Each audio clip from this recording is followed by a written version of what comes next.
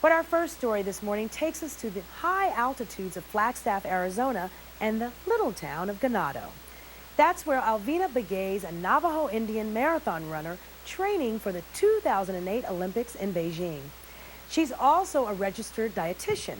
Alvina takes great pride in educating the Navajo community about the dangers of diabetes, a disease which hits the Navajo population particularly hard. Okay, I'll see you guys in 15 minutes. My parents taught me that in the Navajo culture, it's important to get up early to greet the sun and scream as loud as you can so that the holy people will hear you and know who you are. You know, when the holy people hear your voice or they see you out running, you're blessed with a lot of different things. That was good. One thing that they also said was that getting up early in the morning teaches you discipline and it gives you strength. Way better. That's much better.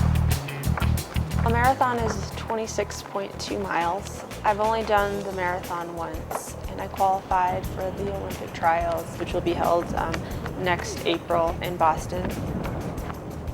Try to drop hands a little bit. Alvina's shown tremendous improvement over the last year. You don't see that many people improve that much in that short a period of time. You just don't see it. It might have been a little choppy, yeah. I'm definitely using this time to get stronger, to get faster. I have less than a year now to get ready for the Olympic trials. I really liked my nutrition classes in college, and I just decided to become a dietitian. One of the reasons I was really interested in working here is because you get a lot of your Native American population. For me to be able to work with Native Americans means a lot to me, especially with the high diabetes rate. One concern that I have with working particularly with the elderly who are diabetic is that they're already set in their ways as far as their diet. So, you know, getting them to change is a little bit difficult.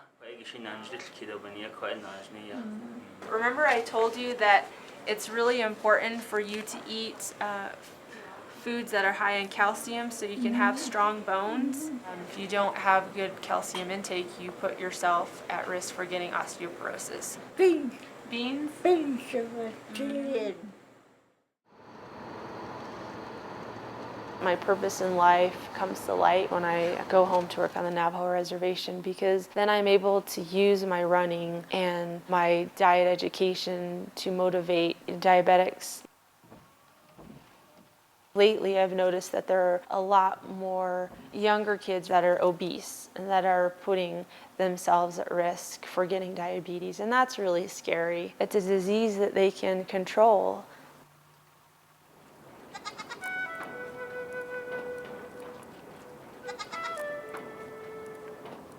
About a week ago, I sheared about 13 sheep and 14 goats. Lately, I've been very hesitant about going home because ever since my running career has taken off, I feel like more people are definitely watching me. And, you know, there's some people that tell me that I need to behave or act a certain way because I'm a role model now. I'm very protective of her. I, want her to maintain a low profile. She doesn't go out there and tell everybody that she's a world-class runner.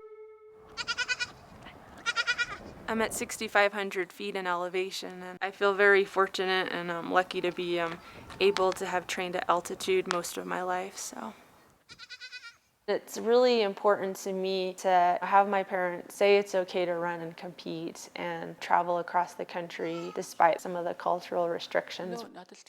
There's certain taboos about going past the Navajo reservation boundaries. I'm just hoping and praying that she's one of the top 3 to go to Beijing, China. I believe this was the race that she won the mile. And this is her little picture being a little girl when she was a baby. Yeah, and I'm really grateful that he came along because it takes pressure off me to have kids. I'd like to just show people that it's very possible.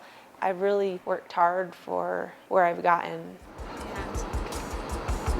My parents taught me this Navajo phrase, it's ahwich ego, which means that every person has the power to create their own life through their decisions and choices. That's something that has always carried me throughout my life. Even today, the Navajo tradition of running is still grounded in the belief that the gods settle many difficult questions with foot races. Through her work as a dietitian and a world-class runner, Alvina is offering new promise for her people.